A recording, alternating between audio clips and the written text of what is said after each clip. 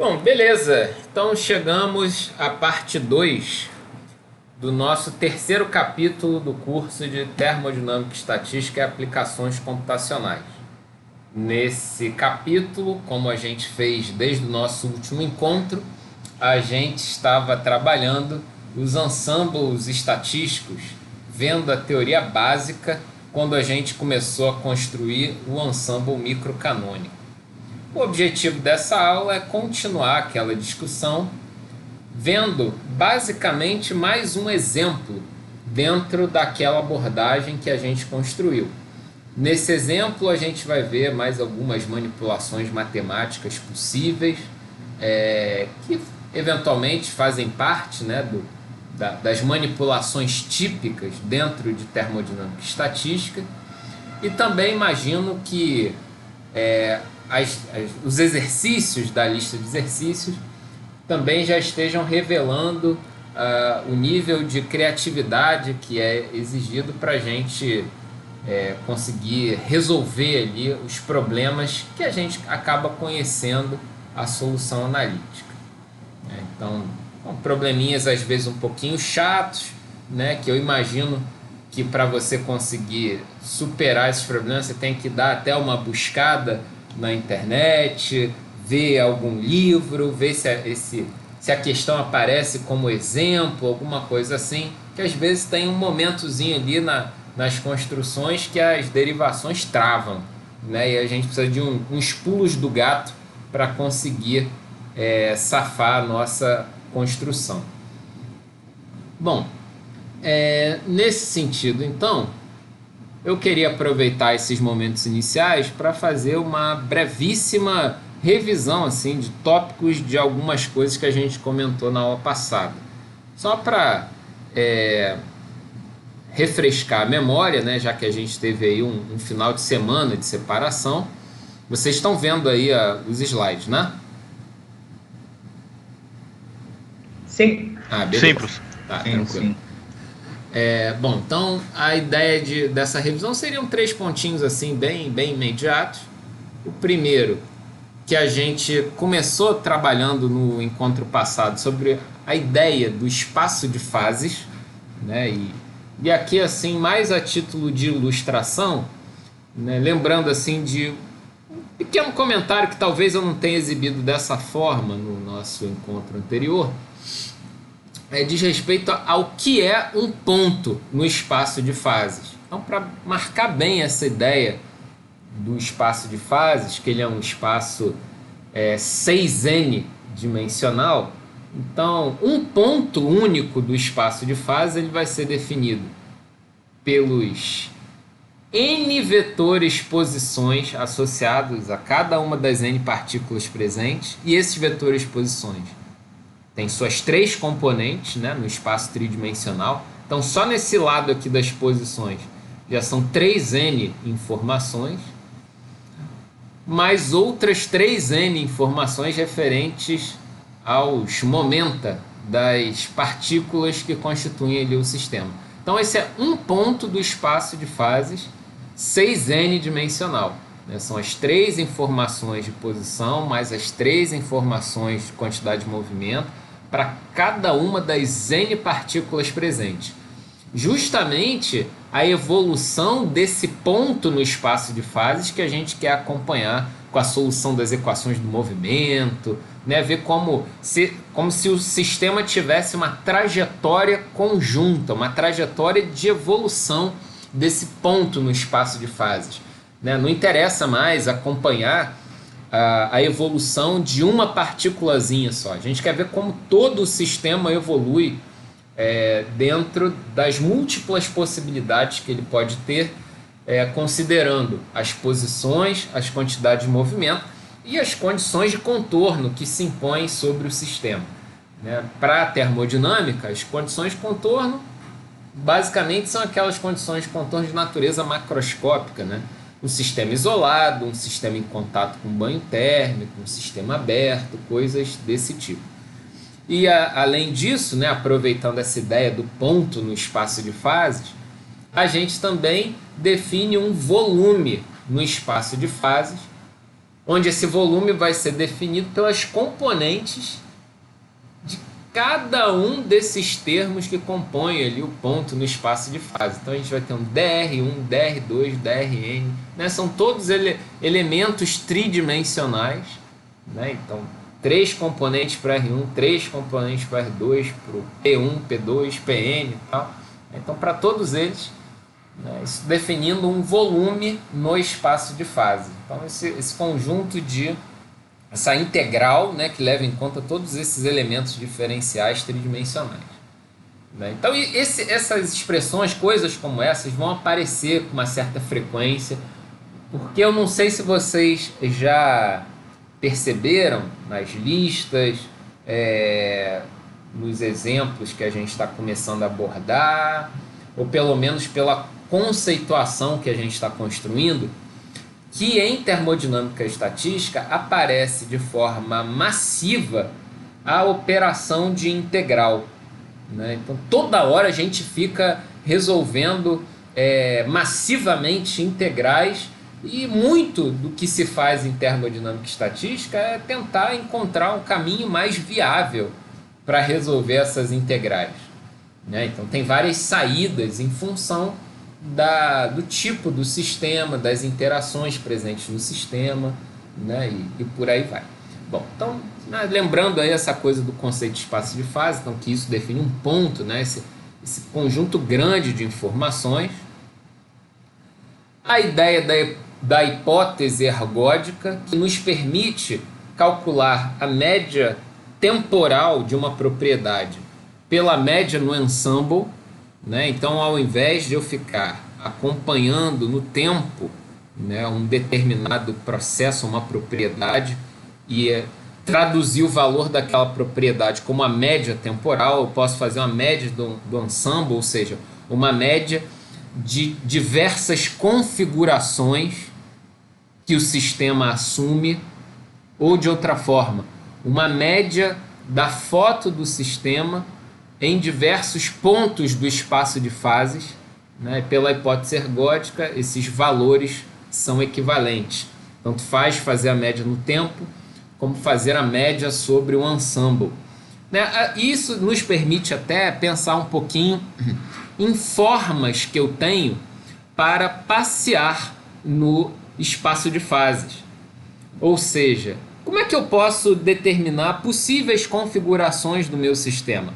Eu posso resolver equações do movimento. Isso acaba sendo meio que a abordagem da técnica de dinâmica molecular, que a gente vai começar a trabalhar na aula que vem, no próximo capítulo. E também por sorteios que obedeçam determinadas regras que o sistema precisa obedecer. Esses sorteios são bem típicos dos métodos Monte Carlo, né, que são outra forma de você obter configurações disponíveis do sistema, acessíveis do sistema, e de percorrer o teu espaço de fases. Então, ou você adota uma abordagem determinística, resolvendo as equações do movimento, ou baseadas em probabilidades e sorteios, o que é típico dos métodos Monte Carlo, né? Então, por um caminho ou por outro, a gente consegue calcular médias de propriedades, valores de propriedades baseados em média, e tudo isso acaba tocando a ideia da hipótese ergódica. Lógico que a gente precisa se perguntar se o nosso sistema é ergódico, né? Se a gente garante a ergodicidade do nosso sistema, porque senão, se isso não for possível de se garantir, ou pelo menos de se intuir, uma coisa não vai valer pela outra, né? Não é tão simples pensar nisso, mas para uma boa parte dos problemas que a gente vai abordar aqui na nossa discussão desse curso, a gente vai considerar a hipótese ergódica como válida, sem grandes restrições com relação a isso, né? Mas assim, só relembrem que isso é uma questão. E aí, outra ideia do próprio ensemble microcanônico, né, onde no encontro passado a gente resolveu um caso que era o caso do sistema de partículas com 2 níveis de energia, né? Partículas que podem ter valor de energia 0 ou valor de energia epsilon. Essa energia total era mantida constante e se distribuía entre as partículas de diferentes formas. A gente viu consequências na manipulação da construção do cálculo ali, do cômputo do número de microestados, né? Como que a gente teve que arrumar a expressão ali do nosso ômegazão. E a que consequências a gente chegou na derivação da termodinâmica de um sistema como esse. Uma das marcas desse sistema com níveis discretos de energia e poucos níveis de energia é aquela anomalia de Schottky, lá no calor específico do sistema. O que era essa anomalia? Para baixas temperaturas a gente tinha aquele calombo no valor do calor específico, né? Que era como se fosse uma impressão digital, uma marca, né, de sistemas com essa característica. Então foi um breve resumo do que a gente viu no nosso encontro passado. Aproveitando que a gente está nesse momento inicial, eu pergunto a vocês se ficou alguma dúvida dentro de coisas que vocês releram essa semana, alguma questão conceitual que vocês gostariam de aproveitar esse momento para lapidar a ideia, se eu vou conseguir também, né? Dúvidas que vocês pensaram aí, gostariam de explorar esse momento para tocar no assunto.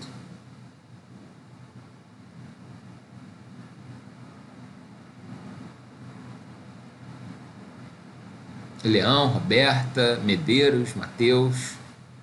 Já eu não consegui estudar ainda. Beleza. Então, certamente eu terei dúvidas, mas não agora. Tá.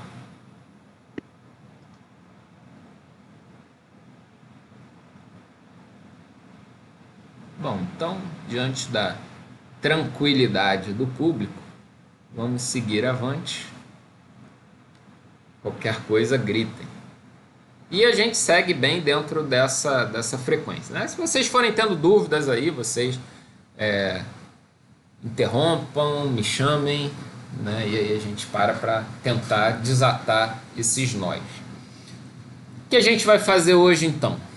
A gente vai prosseguir nesse nosso ensemble microcanônico e a gente vai ver mais um exemplo. Segundo exemplo, que é bem clássico dentro dessa construção nesse ensemble, que é o caso do gás de Boltzmann.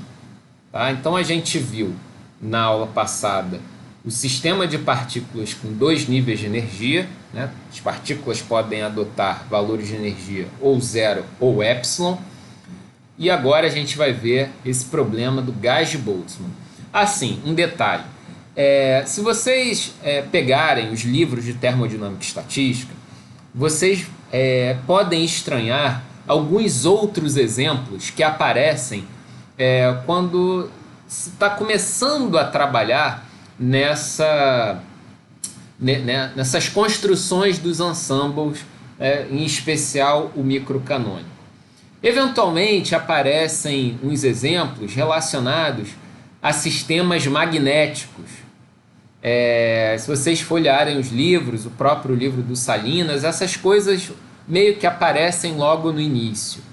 Foi uma opção minha não abordar esses sistemas nesse momento, porque considerando que a gente está numa pós-graduação ou em engenharia ou em química, eu optei por trabalhar esse problema dos gases inicialmente. E depois a gente trata essa questão dos sistemas magnéticos, que vão ser importantes porque eles têm uma física razoavelmente simples para a gente compreender, mas sistemas magnéticos são muito afetos aos físicos. Então eu pensei em algo que trouxesse mais sentido para um físico-químico, alguém mais ligado à química, né? Então talvez pensar em sistemas em algum outro momento, não mais gases, mas cristais, vibrações em cristais, né? Deixando esses sistemas magnéticos para um outro momento, mais lógico, dentro da nossa discussão, que a gente vai ter que passar inevitavelmente, porque são exemplos importantes nessa construção da termodinâmica estatística. É engraçado porque assim, acaba que termodinâmica se tornou um grande nome geral para a gente agora, né? A gente, em princípio, pode construir uma termodinâmica de qualquer tipo de sistema com um número razoável de partículas, se eu conseguir calcular o número de configurações que esse sistema pode ter, né? Então, é bom a gente lembrar dos nossos fundamentos, como que uma flexibilidade configuracional nos permite desenvolver uma termodinâmica. Mesmo que talvez essa termodinâmica não traga um sentido físico imediato, como por exemplo, a gente define no linguajar, né, nesse framework da termodinâmica, uma temperatura, porque a gente conseguiu construir a entropia e da entropia conseguiu calcular a temperatura, mas mesmo que isso não esteja relacionado com a temperatura medida com o termômetro, mas sendo uma grandeza que a gente sabe as ligações dessa grandeza com a contagem de microestados acessíveis ao sistema, né? Então acabou sendo uma grande plataforma de trabalho onde a gente consegue relacionar propriedades do mundo micro com o mundo macro. Os termos vão transcender os significados que a gente conhece a priori, de imediato, que a gente carrega desde a nossa formação mais fundamental, tá? Então, às vezes vai ser preciso extrapolar um pouquinho o sentido dos nomes que a gente tem gravados na cabeça, pensando mais na própria formulação da termodinâmica dentro desse esquema que a gente tem feito, tá? Bom, então o que é o gás de Boltzmann? O gás de Boltzmann nada mais é do que uma generalização do modelo de partículas com dois níveis, tá? Então agora a gente vai pegar aquele modelo e fazer uma extensão para um modelo um pouco mais amplo dentro, né, comparando com aquele modelo anterior. O que muda? Bom, o que muda é que agora as nossas partículas elas podem ser encontradas num conjunto discreto de níveis de energia. Ao invés de eu ter apenas dois níveis de energia, que era o zero e o epsilon, agora eu posso ter vários níveis de energia, tá? Que vai ser dado ali por um conjunto, né? Então eu vou ter o nível de energia 1, nível de energia 2, nível de energia 3, teoricamente, quantos níveis eu quiser, tá? Então essa é a ideia aí do gás de Boltzmann. Já tem uma determinada malícia nessa construção. Bom, se eu posso generalizar esse número de níveis de energia em que o sistema pode ser encontrado, é lógico que a gente vai fazer um limite dessas coisas, é lógico que isso vai nos levar a outras consequências, né? E daí a potência de generalização desse modelo aí do gás de Boltzmann. Bom, nesse sentido, a gente pode aproveitar então essa ideia, né, de serem possíveis vários níveis de energia para as partículas ali do meu sistema e não mais apenas dois, né, mas vários. A gente vai fazer algumas definições. Que definições são essas? Bom, primeiro a gente vai falar do conjunto dos números de ocupação. O que são esses números de ocupação? O número de ocupação ele está relacionado com quantas partículas eu tenho para cada nível de energia, tá? Então, imagina que você definiu que o teu sistema pode ter aquele conjunto X ali de níveis de energia, vamos botar um número, tem 7 níveis de energia, né? Então, o número de ocupação, ou o conjunto dos números de ocupação, vai dizer quantas partículas eu tenho para cada nível, cada um daqueles 7 níveis de energia, tá? Então, números de ocupação. Outro parâmetro que para a gente é especialmente importante é a energia total do sistema, né? Porque afinal a gente está pensando no ensemble microcanônico, que a gente acaba também no dia a dia chamando do ensemble NVE, né? Porque vai ter um número de partículas fixa, volume fixo e a energia total fixa. Percebam que no exemplo das partículas com dois níveis, a questão do volume absolutamente não foi importante para a gente, porque a gente não estava associando a essas partículas nada relacionado às suas posições. Então, na hora até de calcular ali as integrais e tal, ou pelo menos os somatórios, não tinha nada relacionado com elementos de posição, né? Então, isso descambaria por uma ausência de cômputos de volume, né? Então, a gente acabou lidando ali no N e E apenas. Mas, dali a pouco, vai começar a aparecer coisas relacionadas ao volume e o V vai aparecer com muita força. Não é o caso por enquanto, tá? Aqui a gente está falando dessa energia e a gente também vai ter o número total de partículas. Isso que vai ser importante para a gente. Nesse sentido, né, feitas essas definições, a gente pode resgatar dentro da nossa memória da matemática básica, coisa bem lá de trás, algumas ideias referentes a como é possível contabilizar o número de microestados acessíveis a um sistema como esse. Como contornar o problema do número de ocupação à contagem dos microestados. Nesse tipo de problema, o número de microestados acessíveis vai ser dado por um somatório dessa distribuição multinomial. Mas por que um somatório? Porque a gente vai ter que considerar todos os possíveis números de ocupação, né? Então a gente vai ter que, dado um conjunto de números de ocupação, a gente vai ter que fazer a contagem naquele conjunto e a gente vai ter que fazer o somatório para todos os conjuntos de números de ocupação disponíveis, né? Então acaba sendo um somatório dentro daquela contagem multinomial.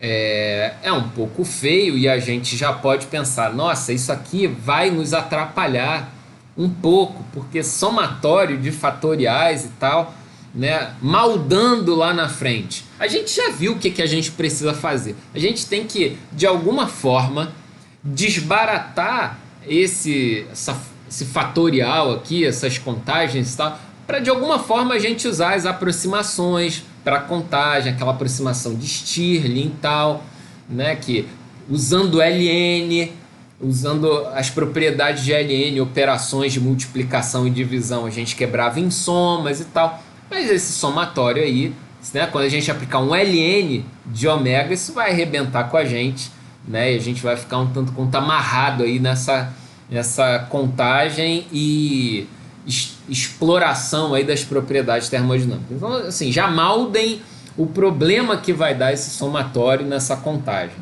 tá? Esse que é o grande lance, a saidinha, as malandragens a gente vai ver na construção. Que restrições a gente tem nesse problema? Bom, a gente tem algumas restrições que vão se impor aí para a solução desse nosso exemplo. Restrições bem fundamentais, mas que vão ter uma consequência física aí no nosso processo, pelo menos na nossa derivação dos nossos modelos, das nossas equações. As restrições são, de certa forma, bem intuitivas. Primeiro, que o somatório dos números de ocupação equivale ao número total de partículas, tá? Então, se eu somo todas as quantidades de partículas associadas a cada nível de energia acessível, eu tenho o número total de partículas, isso é razoavelmente fácil da gente imaginar. E também a outra restrição é que eu tenho a energia total sendo contabilizada pelo somatório dos produtos entre nível de energia e o respectivo número de ocupação, tá?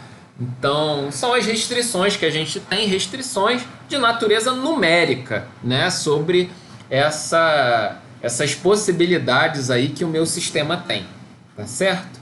Então, essas restrições vão impactar a solução do nosso problema, trazendo vantagens né, e revelando alguns aspectos de construções, coisas que a gente já até tangenciou em alguns momentos do passado, mas que talvez agora fiquem até mais claros ou se expliquem de uma forma mais objetiva. Beleza. Então, temos nesse ponto o número de microestados acessíveis e as restrições sobre esses números por conta do tipo de ensemble que eu estou considerando. Um sistema isolado vai ter N e E constantes. Beleza. Nesse momento, então, a gente vai fazer o seguinte: a gente vai dar uma mudada de assunto, explorando algumas propriedades, e depois a gente volta para a solução do problema. E a gente vai construir essa fuga de assunto na forma de uma digressão, que vão ser as propriedades dessa distribuição multinomial. Tá? Nesse problema, essa distribuição tem um papel fundamental e faz parte da discussão de todos esses problemas de termodinâmica e estatística, explorar as propriedades dessa distribuição. O que acontece nessa distribuição? Quando a gente está analisando um N muito grande, que para a gente tem um sentido especial porque está ligado àquele limite termodinâmico, né, o N tendendo ao infinito,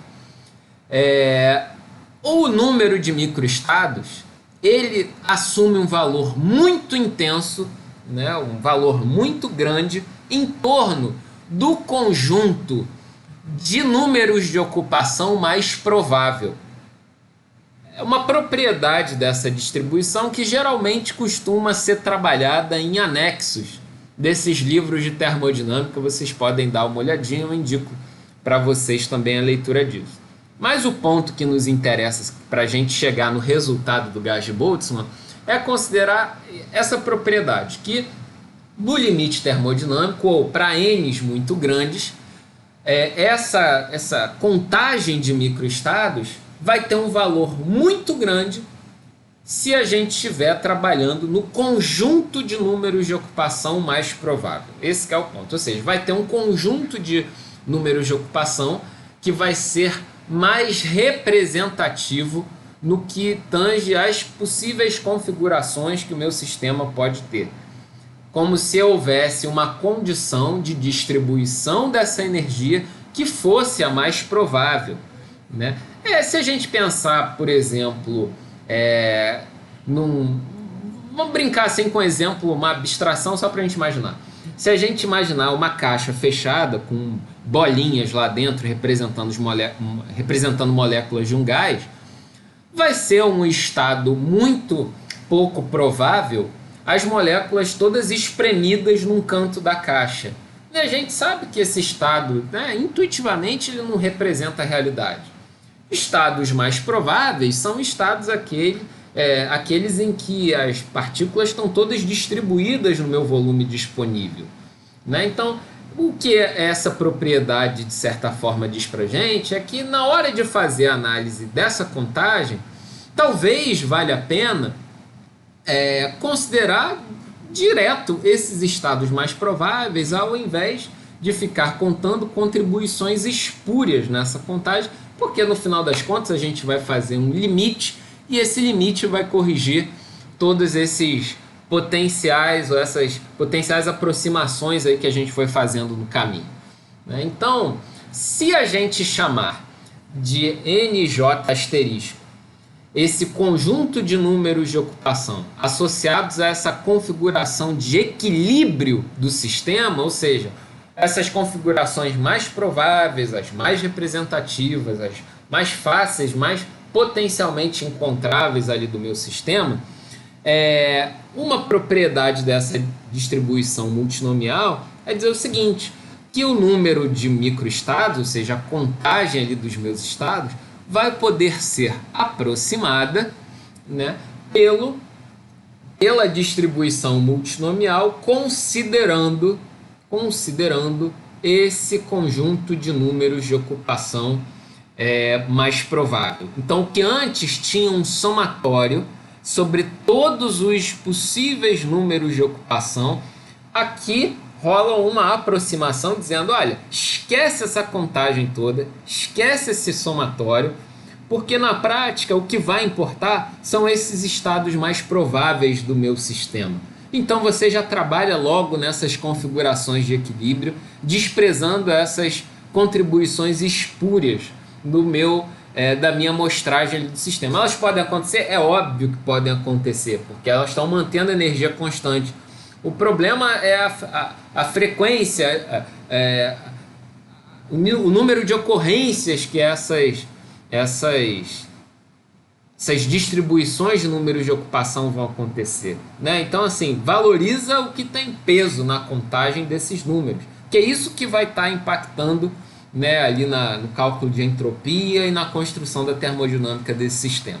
Agora, é lógico, né, que se você pode fazer uma aproximação desse tipo, né, de dizer que o número de microestados acessíveis está associado a essa distribuição de números de ocupação mais prováveis por conta de uma propriedade matemática dessa distribuição multinomial, lógico que desemboca disso uma pergunta que a gente precisa responder.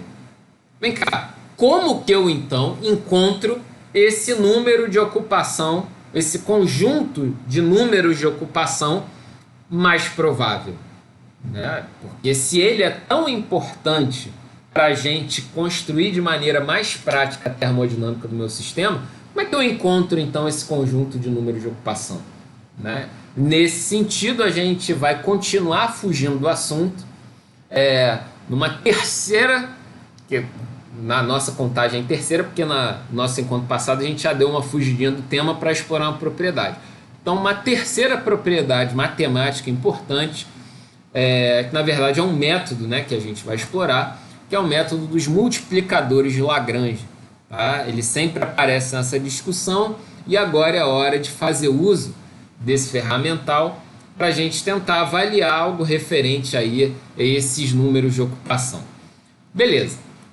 Então, a gente vai para a digressão 3, que está ligada aí a uma revisão desses multiplicadores de Lagrange, do método de multiplicadores de Lagrange. Qual a ideia? Do ponto de vista matemático, a ideia é a seguinte: se a gente tem uma função sujeita a restrições de igualdade, ou seja, existe uma determinada função matemática, mas eu imponho sobre esse sistema algumas regras que as variáveis tenham que obedecer, e essas regras são na forma de igualdade. Em termos práticos, vamos supor que a minha função, imaginando aqui, seja seno de x mais y. E agora eu vou impor uma restrição de igualdade sobre o meu sistema. A restrição poderia ser a seguinte: x mais y tem que ser igual a π sobre 2, por exemplo. Uma restrição de igualdade. Então, só vou poder avaliar a função obedecendo a essa restrição de igualdade.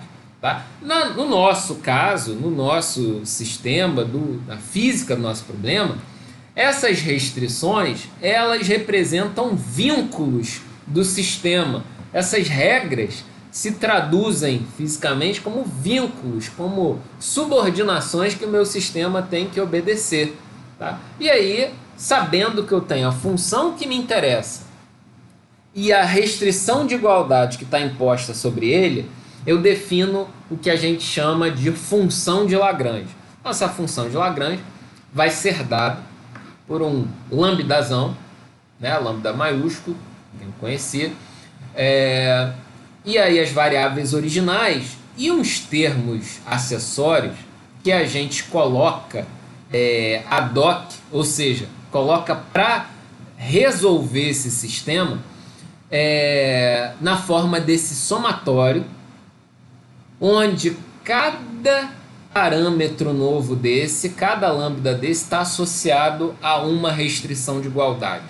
Tá? Para os alunos que cursaram MMS, vocês viram que em algum momento, quando a gente trabalhou dos métodos de otimização, isso foi um capítulo lá que a gente abordou, né? E para outros que podem estar com a matemática um pouquinho enferrujada. Isso aparece em problemas de otimização básica, otimização linear, né? São problemas bem fundamentais ali, mas restritos a restrições de igualdade, né? Então, esse tópico aparece às vezes até em livros de cálculo, né? Faz parte lá do amadurecimento matemático do sujeito que está aprendendo aquele cálculo básico.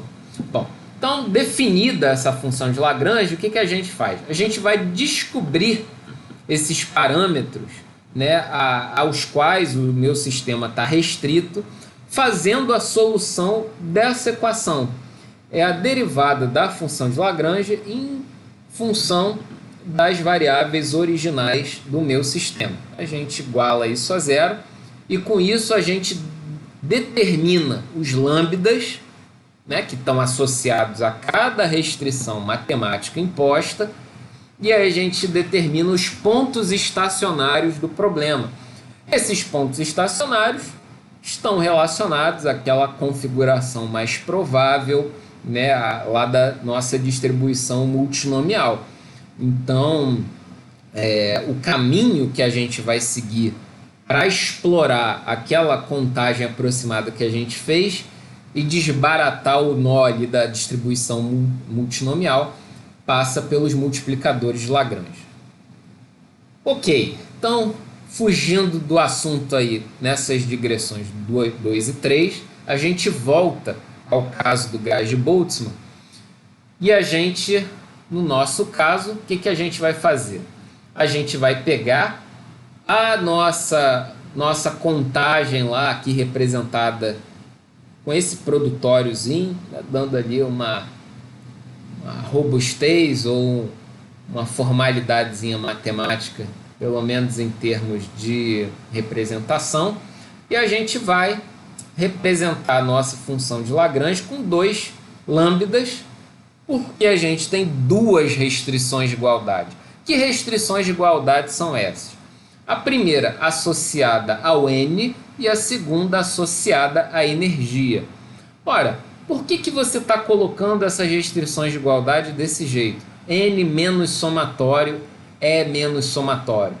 Porque, se você lembrar lá das aulas de OMS, você precisa igualar essas igualdades a zero, né? Então, a gente passa tudo para o mesmo lado e diz, olha, isso aqui é zero, isso aqui é zero, e a gente inclui essas expressões na construção da nossa função de Lagrange.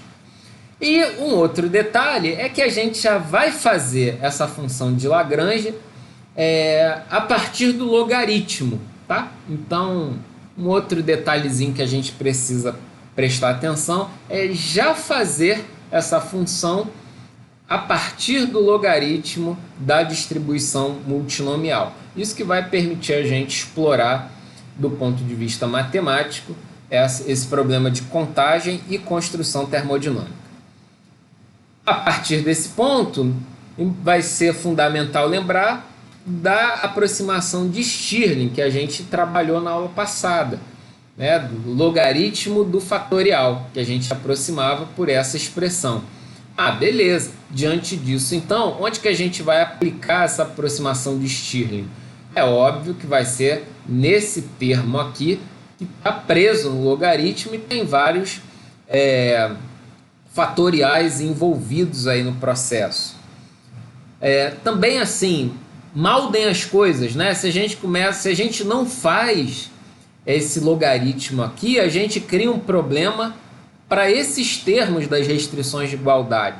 Então acaba sendo que essa função de Lagrange ela é esculpida para fazer funcionar o problema que a gente tem, né? Se eu faço só na distribuição, eu não consigo arrumar o lance direito, porque eu vou ficar preso em logaritmos de somas ou subtrações, isso vai nos atrapalhar. Então esse caso, essa arrumação é a que nos desata o nó sem perda de generalidade, tá? Porque é uma escolha, obviamente, que a gente está fazendo para desenvolver o problema. Ok, aplicando a aproximação de Stirling, consequência que a gente tem? Bom, a gente quebra aqui, né, essa multinomial nos seus termos associados, aqui dos números de ocupação e tal, e vem esses termos associados aqui aos multiplicadores de Lagrange, lambda 1 e lambda 2. Como é que a gente prossegue nesse desenvolvimento? A gente vai derivar a nossa função de Lagrange em relação ao NJ igualando a zero. Tá? Beleza. Né? Que a nossa variável de interesse aqui são os NJ, os números de ocupação. Quando a gente faz isso dentro da nossa expressão, aplicando no NJ asterisco ali, que é o estado estacionário, a gente chega nesse resultado, tá? Uma simples aplicação. Esse é um daqueles passinhos que vale a pena você fazer no caderno só para acompanhar o raciocínio, tá? Mas é mero cálculo da derivada desse termo daqui, né? Que desemboca nesse resultado aqui de baixo. E aqui eu vou abrir tudo, que tinha um cara antecipado ali. Bom, a gente evolui nessa construção, percebendo que aparecem termos que se cancelam, né? E aí, com isso, sobra um termo mais enxuto que resulta num número de ocupação dependente dos multiplicadores de Lagrange e de cada estado de energia acessível às partículas do meu sistema. Tá? Então, que consequência que a gente chegou? Quantas partículas a gente tem em cada nível do sistema em função da energia daquele nível, energia acessível para cada uma daquelas partículas do sistema. Obviamente, isso vai nos permitir calcular uma probabilidade de ocupação de um determinado nível de energia quando a gente fizer a razão dos NJ com o N total. Quando a gente fizer isso, a gente vai ter essa expressão aqui e aqui embaixo o somatório sobre todos os níveis de energia. Beleza. Ora, como a gente tem aqui essas exponenciais, quando a gente tem expoente, né, ali fazendo operações de subtração e adição lá no expoente, a gente pode quebrar isso, né, o produto de exponenciais. Isso vai nos permitir simplificar aqui a expressão, chegando numa relação que nos dá a probabilidade de ocupação de um determinado nível de energia do sistema. Né? Então, olha que resultado importante é esse a que a gente chega. Eu preciso dizer quem são os números de ocupação. Era o grande problema que a gente tinha quando a gente assumiu aquela aproximação lá da soma sobre todas aquelas distribuições multinomiais. Ok, eu vi que eu tinha que determinar esses números de ocupação.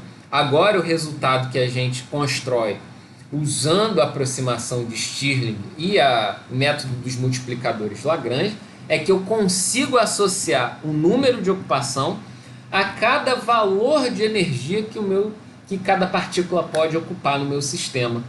Então, a energia de cada nível para cada partícula define quantas partículas vão ter aquela determinada energia.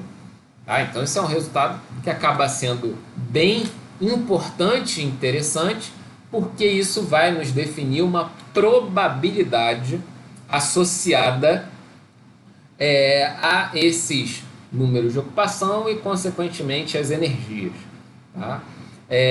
Até por conta de uma confusão de representação da aula passada, que eu lembro que o Vitorino perguntou, eu vou adotar a partir de agora uma pequena distinção de quando a gente estiver falando de probabilidade e quando a gente estiver falando de momento.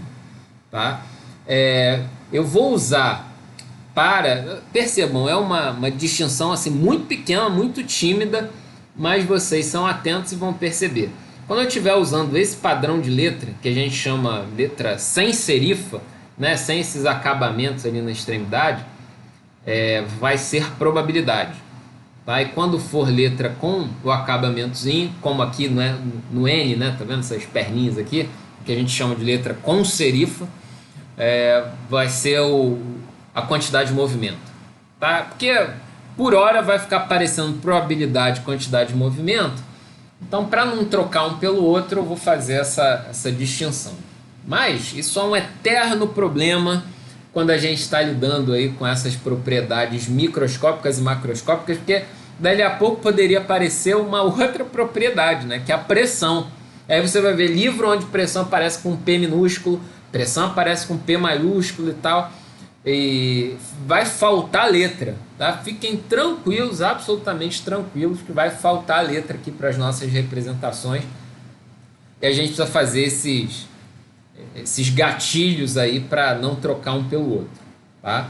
Bom, o que a gente tem nesse ponto aqui então? A probabilidade, né, de ocupação de um determinado nível de energia, e como esse camarada aqui de baixo, esse denominador, vai ser o somatório, tá, sobre todos os níveis de energia do meu sistema, ele vai acabar sendo um fator de normalização. Esse somatório aqui de baixo, ele vai permitir que o valor dessa probabilidade sempre esteja entre 0 e 1, né? Bem transparente no sentido de que a gente trabalha ali a ideia de probabilidade. Tá? Então, acaba sendo uma praxe a gente atribuir a esses fatores de normalização algumas letras, e por hora, nesse momento, a gente vai chamar esse fator de normalização de Z1. Tá? Mas por que Z1? Por que não Z? Por que não Z0? Bom, uma simples nomenclatura para a gente ter, vamos dizer assim, uma pequena transferência entre os livros. Tá? A gente tentar entender, usar algumas representações de certa forma padronizadas em alguns livros. Não haveria necessidade, a gente poderia chamar de A, poderia chamar de Fzão, sei lá, qualquer coisa, mas aparece esse Z que ao longo do nosso curso vai ter sentidos muito importantes. Tá? Mas por hora ele é um fator de normalização que vai permitir essa probabilidade variar entre 0 e 1. Tá? Que ele é fisicamente um somatório associado a todos os níveis de energia ocupáveis pelas partículas do meu sistema. Um somatório sobre todos os EJ, né?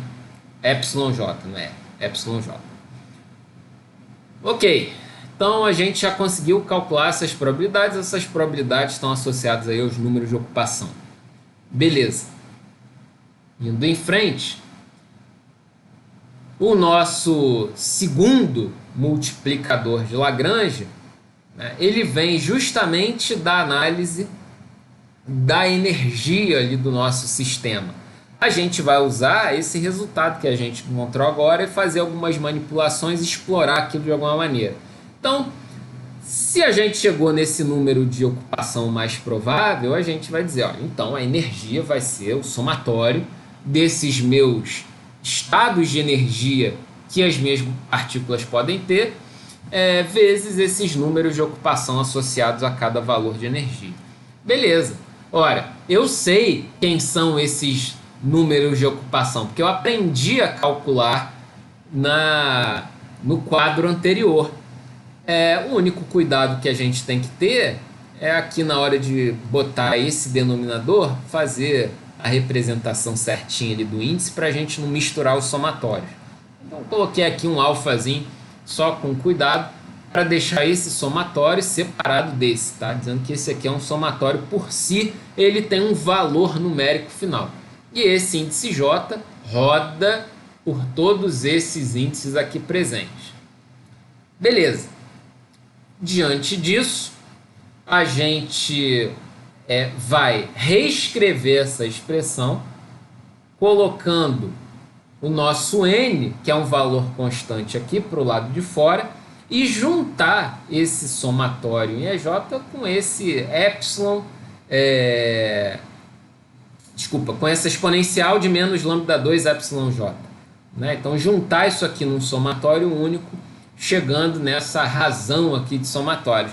Concordo com vocês, as expressões são um pouquinho feias, esses somatórios são um pouquinho cansativos, mas não tem nenhuma heresia nessa passagem aqui, nessa mudança de lugar. Depois vocês pensem aí com cuidado nisso, qualquer dúvida me pergunta. O grande lance é o seguinte, ora, a gente sabe a energia desse sistema, porque esse sistema está ligado apenas a um sistema onde esses níveis de energia são ocupados por um modelo muito simples de partículas, onde até o momento a gente nem falou absolutamente interação entre elas. Tá? Essa energia de um sistema como esse está associado lá pela termodinâmica ao nosso 3 meios de N vezes constante de Boltzmann vezes temperatura. Isso vem lá da termodinâmica macroscópica. Você pode pensar que essas partículas que acessam determinados níveis de energia são partículas meramente cinéticas. Partículas onde essas energias vão estar associadas a possíveis valores de velocidade que as minhas partículas podem ter. Então, isso aí eu conheço. Isso aí lá da termodinâmica macroscópica, eu sei que se são partículas monoatômicas, que não tem vínculos internos entre elas, isso vai ser o nosso 3 meios de NKBT. Beleza. Bom, essa relação aí a gente vai explorar essa associação desse resultado micro com macro, a gente vai explorar chegando a algumas consequências. O grande lance é o seguinte, que no limite contínuo, que a gente chama também de limite clássico, Então, o que a gente quer nessa ideia do limite contínuo, limite clássico?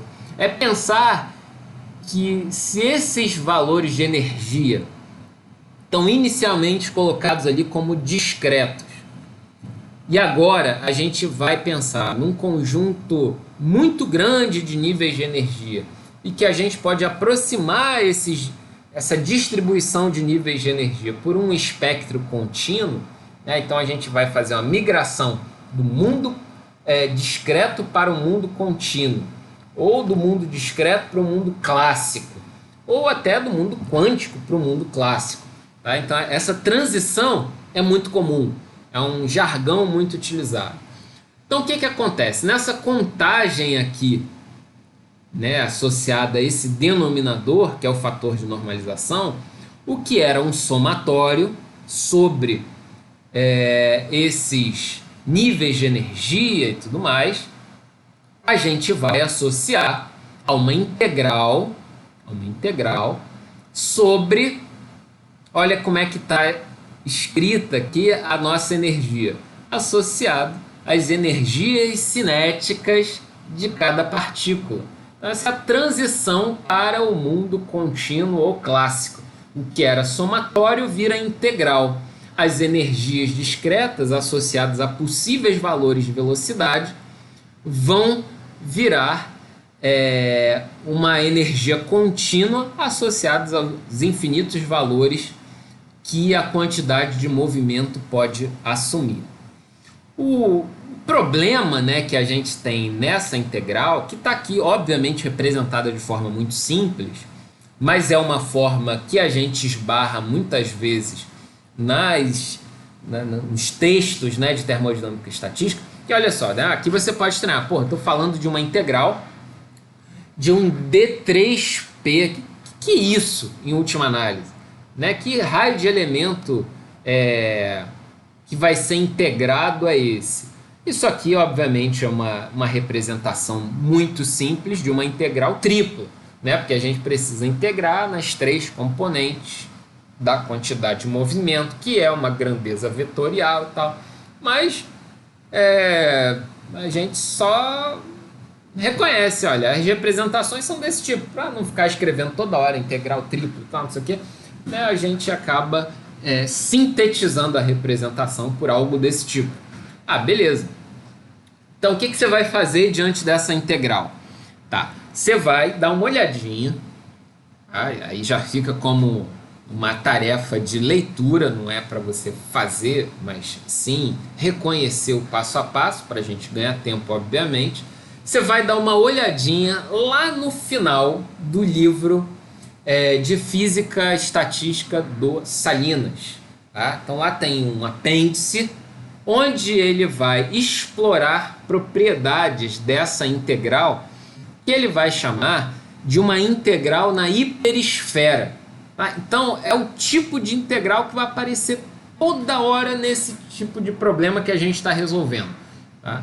E aí tem umas manipulações lá bem convenientes, que tem que usar coordenadas esféricas, elementos de volume esféricos e tal. Bom, a consequência que a gente vai ter do cálculo dessa integral, ou pelo menos da manipulação dessa integral, nesse tipo de elemento de volume, originalmente cartesiano, mas migrando para coordenadas esféricas, a gente chegaria em outro resultado, seria um valor definido, tá, por essa expressão. Então, a vantagem dessas integrais na hiperesfera de exponenciais é que elas são arrumadinhas, chegando a coisas assim com uma cara bem simpática e pequena, ao contrário daquelas integrais horrorosas que às vezes a gente tem que resolver, né? Mas apresentando termos que aparecem com frequência nas nossas construções.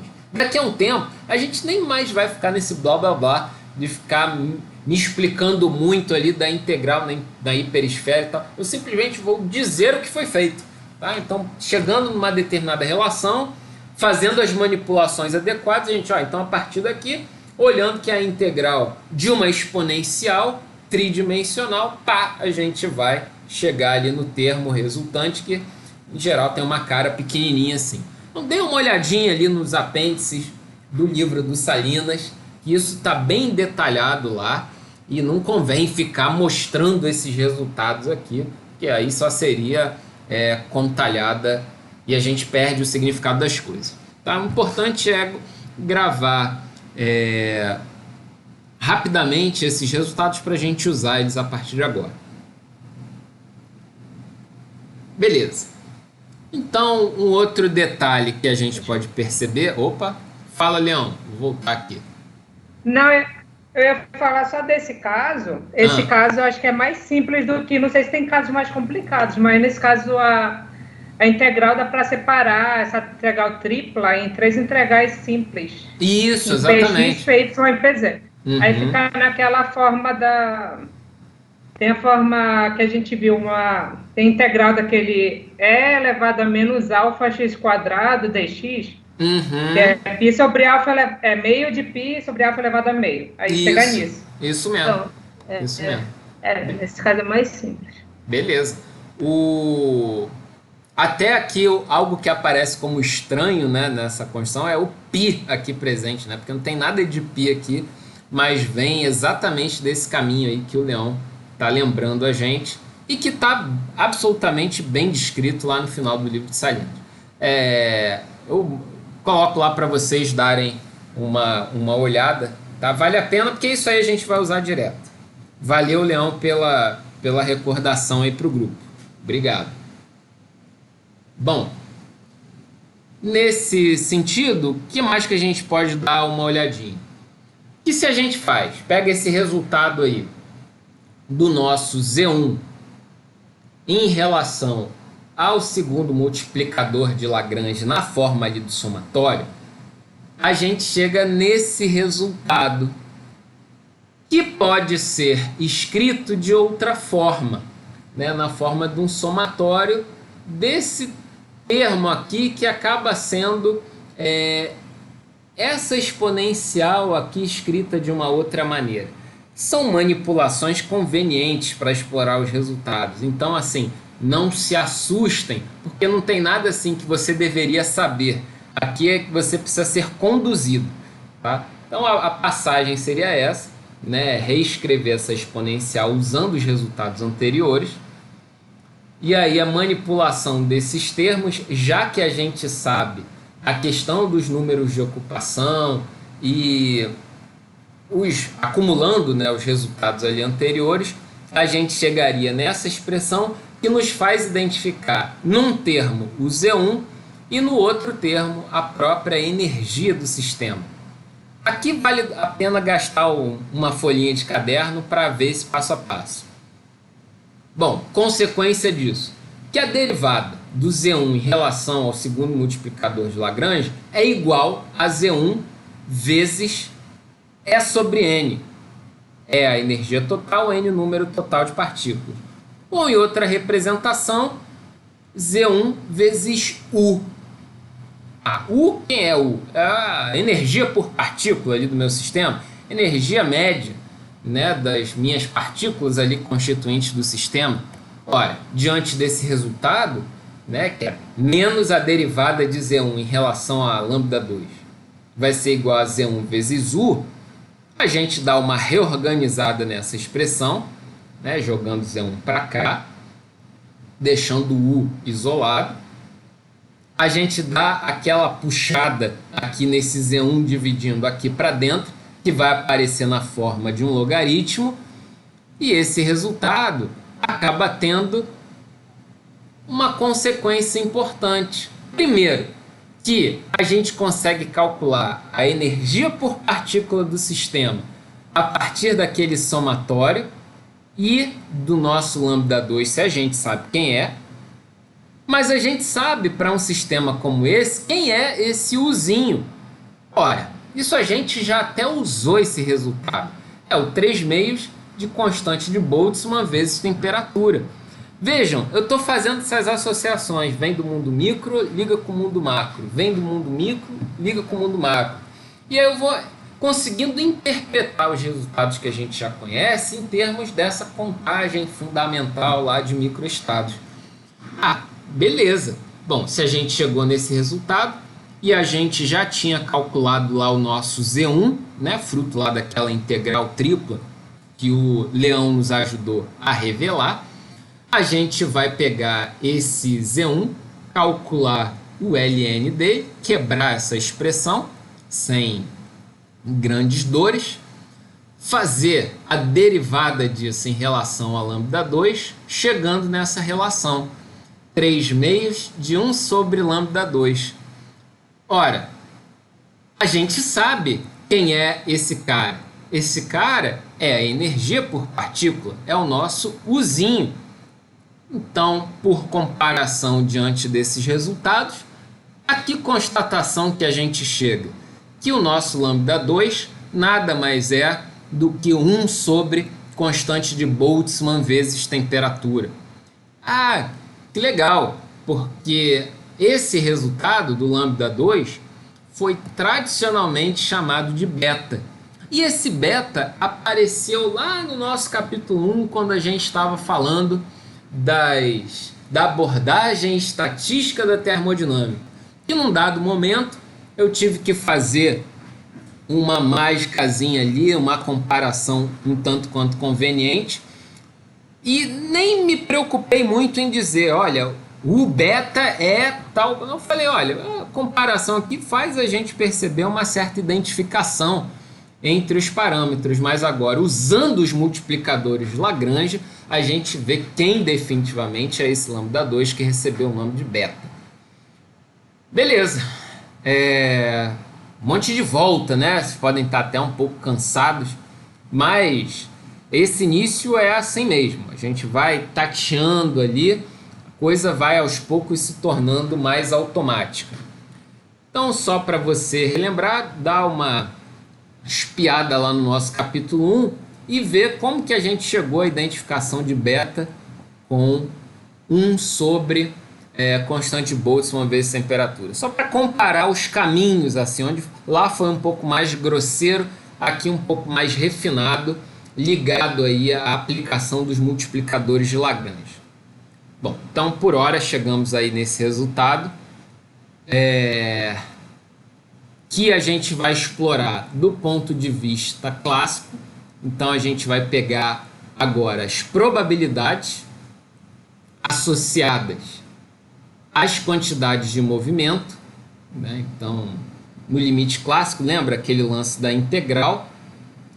A gente vai expressar a razão dos números de ocupação sobre n como a exponencial associada aos níveis de energia e a contagem total daquele somatório de exponenciais elevados a menos lambda número de energia, tal, né? Somatório de todos esses termos aqui, que traduzindo para a nossa realidade agora, a gente já atribuiu valores.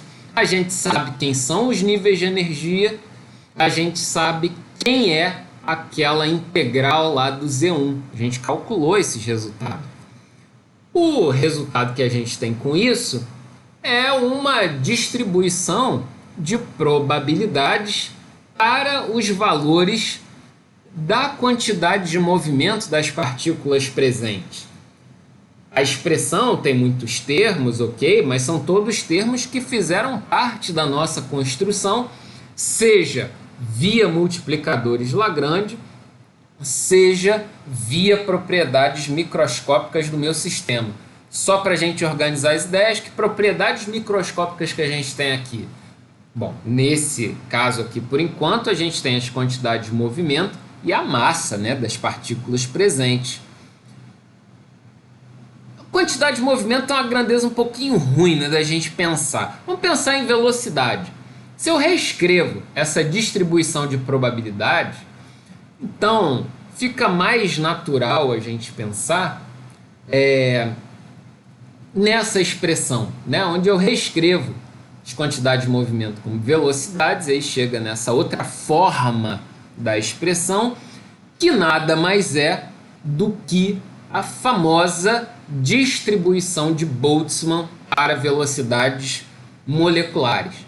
Esse resultado você acaba vendo por caminhos um pouco superficiais nos livros mais básicos de físico-química, ou às vezes nem é apresentado caminho nenhum, mas simplesmente jogam no seu colo algo associado a esse resultado num livro de química geral, né? Então você passa a saber que as velocidades se distribuem dessa forma, mas usando o ferramental que a gente está construindo, a gente consegue chegar nessa distribuição de probabilidades no limite clássico, né? E tá aí um resultado que vocês já viram alguma vez na vida.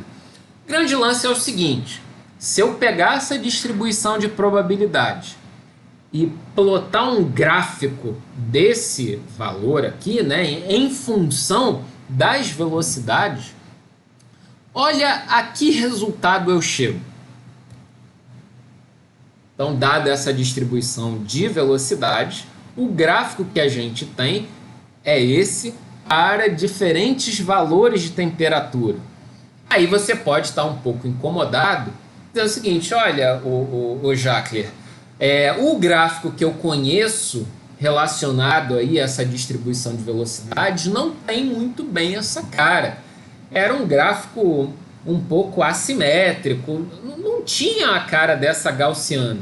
Pois é um detalhe pequeno, mas que a gente precisa perceber, porque esse gráfico ele diz respeito à distribuição de probabilidades relacionada às componentes da velocidade, Vx, Vy e Vz, que cada componente varia de menos infinito a mais infinito, considerando os eixos, né, orientados ali do plano cartesiano.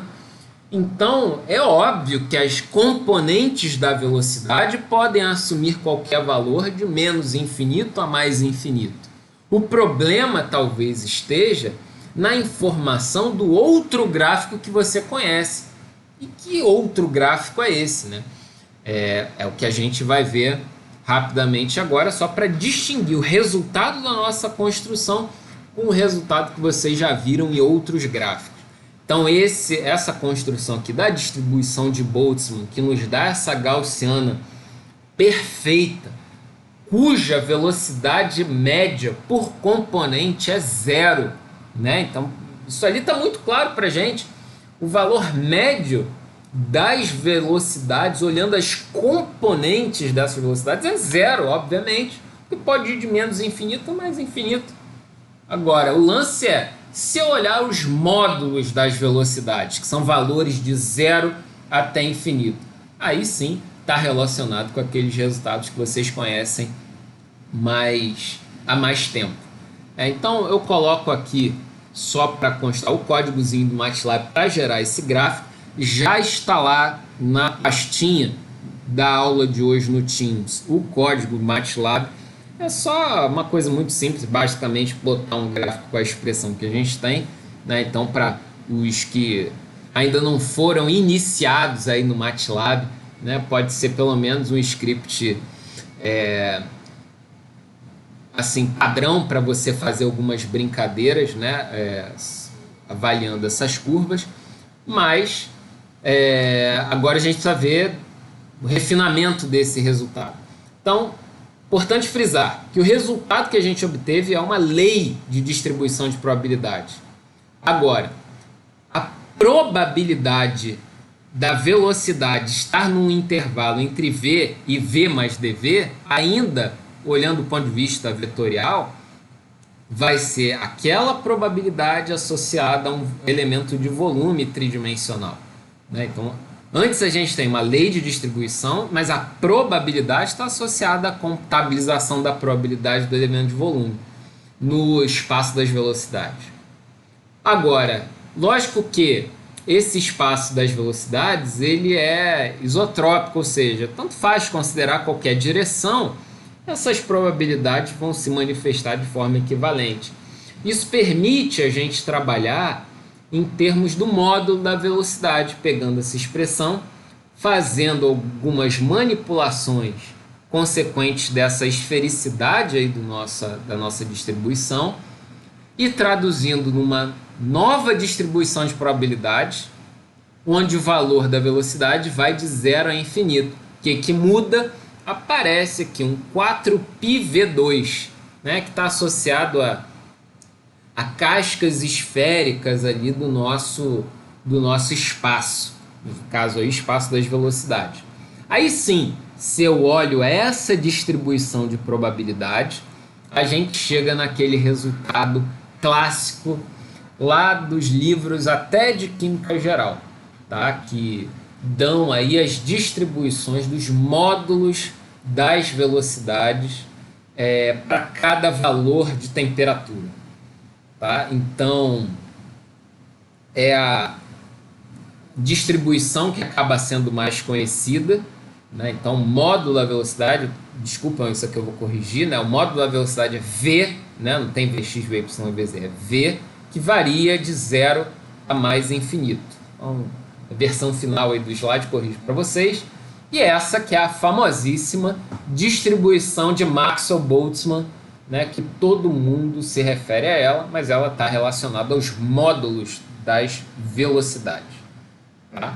Então ela é assimétrica, com valor inicial em zero e vai em diante para valores altos da velocidade. Aí você pode calcular, a partir dessa lei de distribuição de probabilidade, várias propriedades. Valor médio, valor mais provável, né, moda e por aí vai. Bom, aí é aquela matemática de probabilidade que vocês tiveram em algum momento da vida, mas que estão associados a valores, né,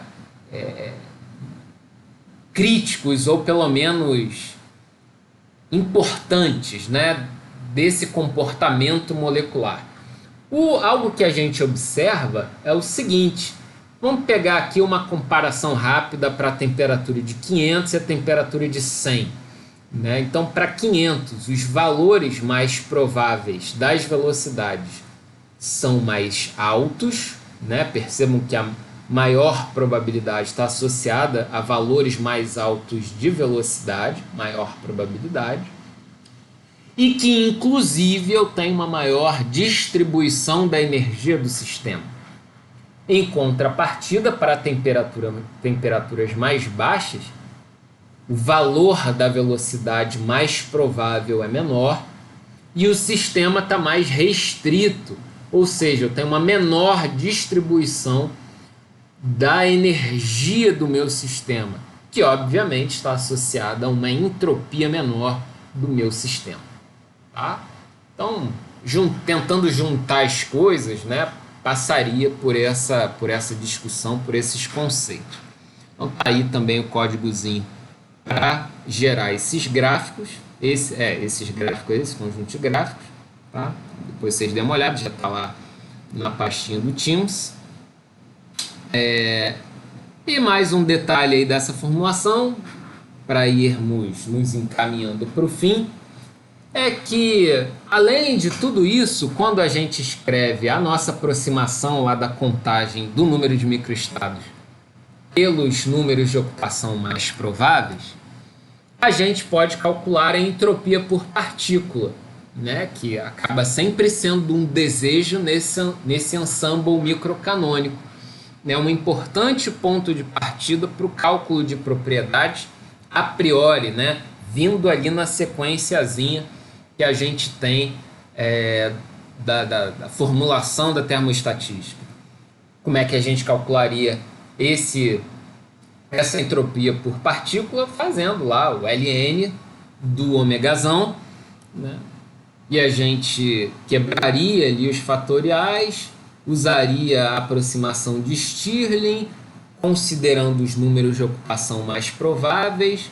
Haveria um cancelamento aqui desse somatório com n, felizmente, permitindo que nós escrevêssemos aqui esse n como somatório do número de ocupação, né? São aquelas manipulações convenientes, que eu reescrevo aqui em cima só para a gente acompanhar o raciocínio, e que vai poder ser reescrita dessa forma, né, como esse somatório vezes o ln dessa razão, né?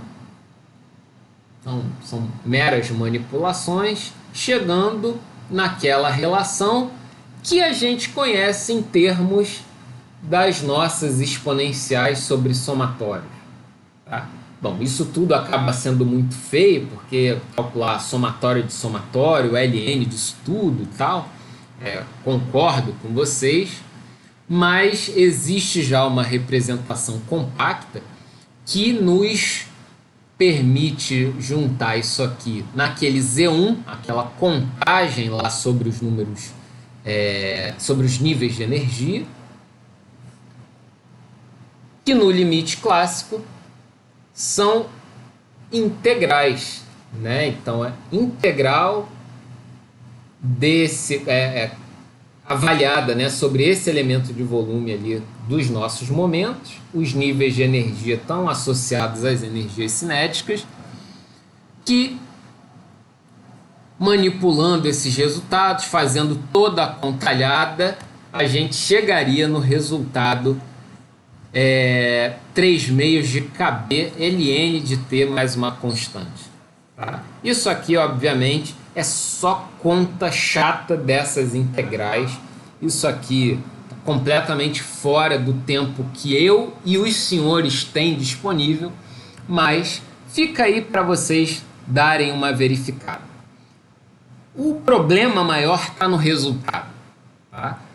Problema de se avaliar a entropia desse sistema, chegando a esse resultado da entropia por partícula que foi construído aí pela contabilização lá do número de microestados.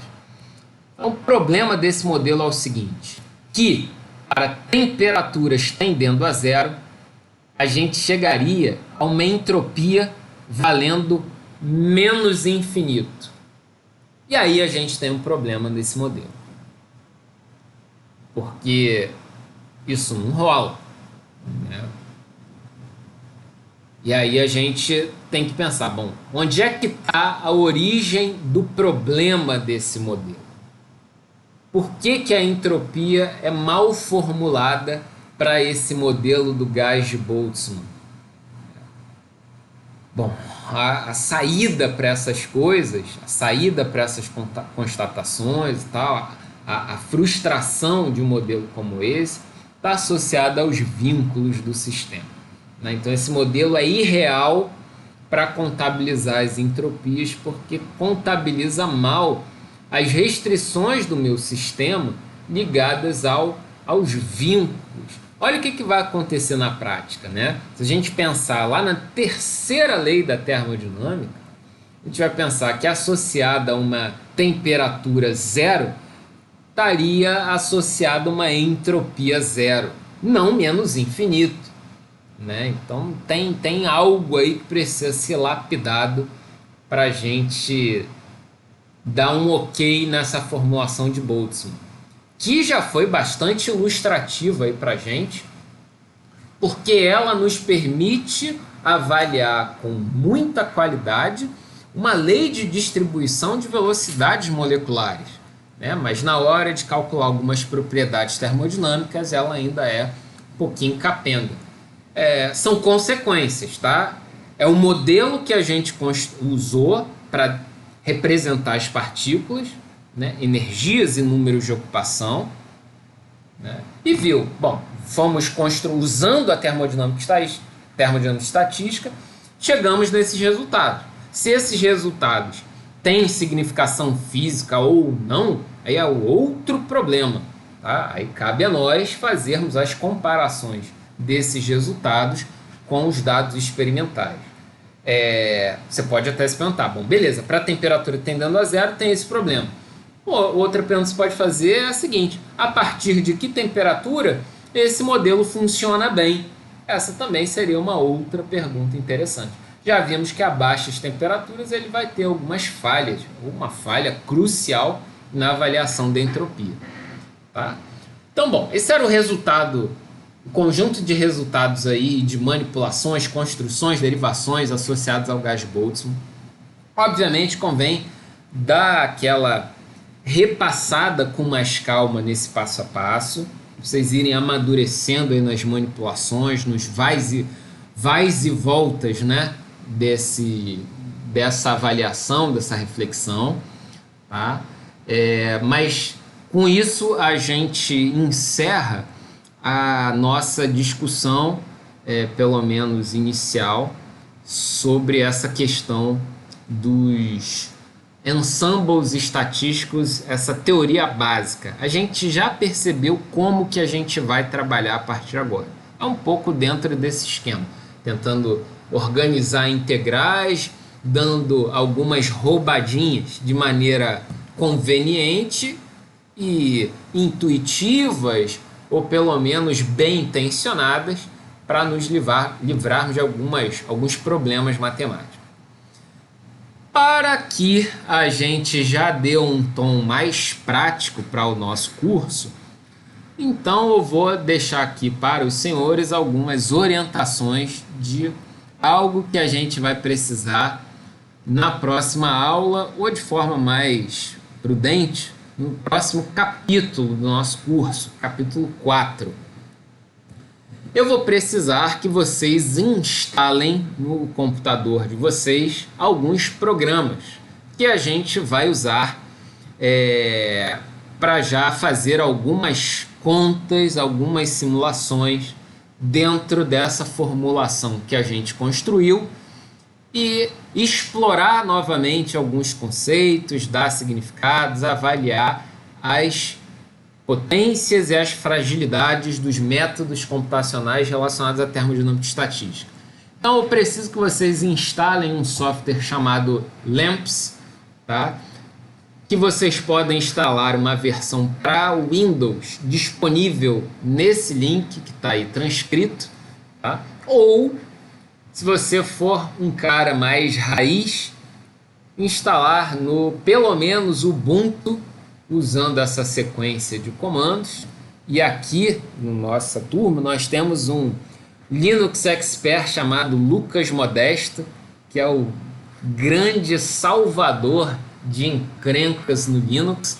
Mas de cara eu já digo para vocês que usar o Linux é super prudente por conta da robustez e facilidades no uso desses programas, tá? Mas se por hora você quiser usar o Windows, não tem problema algum, já vai ser bastante ilustrativo. instalar o VMD. VMD é uma sigla para Visual Molecular Dynamics, que vocês podem fazer o download nessa páginazinha. E tem um tutorial para instalação no Ubuntu, nesse videozinho do YouTube.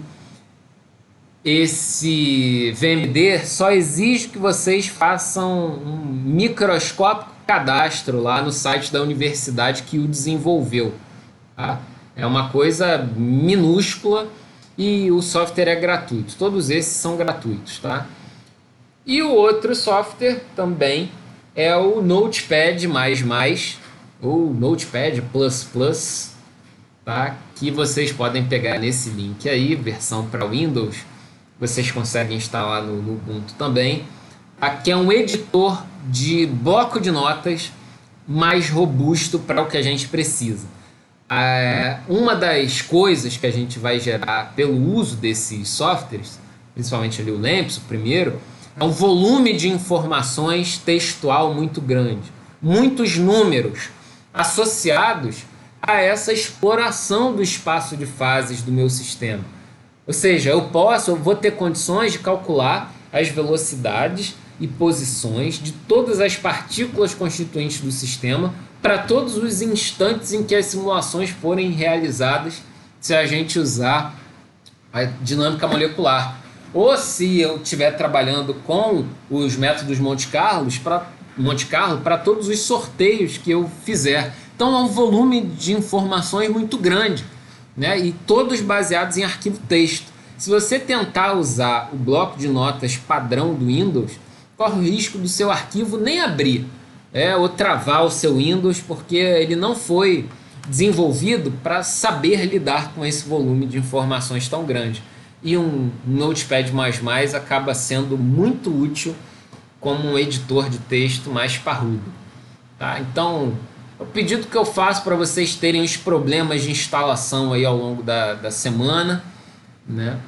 E na aula que vem, então, o que a gente vai ver vai ser o básico de dinâmica molecular, já usando as coisas, usando esses softwares e traduzindo essa formulação que a gente foi construindo em termos de cálculo, talvez revelando alguns sentidos que a gente passou tanto quanto rápido aqui.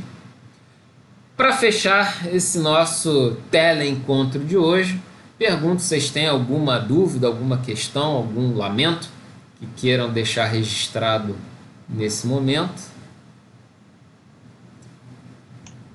Eu tenho. Fala aí, Lucas. Acho que você mostrou ali no slide anterior que quando a temperatura vai a zero, a entropia vai a infinito. Isso, menos infinito. Menos infinito. Menos infinito. Conta do ln de t, né?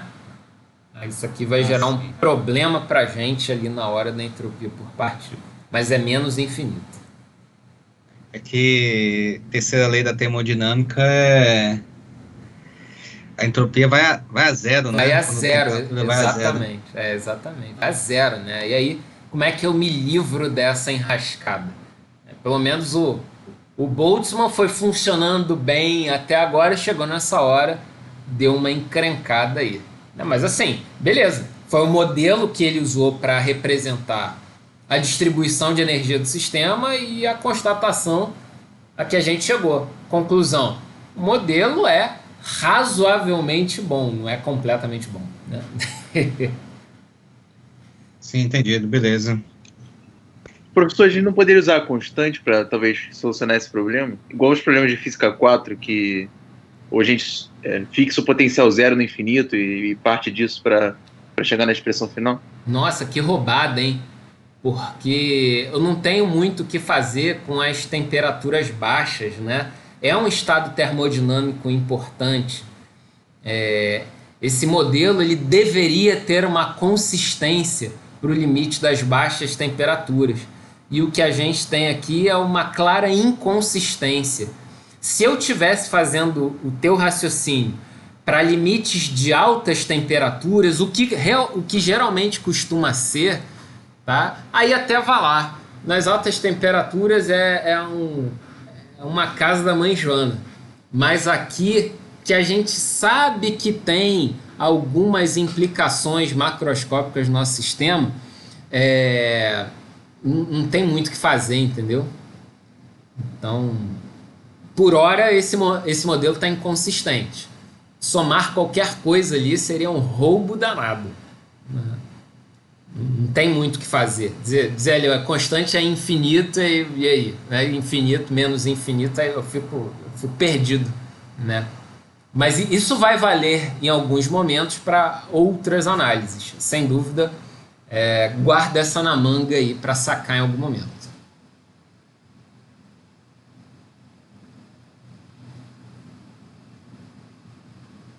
Alguém mais? Alguma observação? Choro, lamento, crítica? Eu só não pago o boleto, tá? O resto...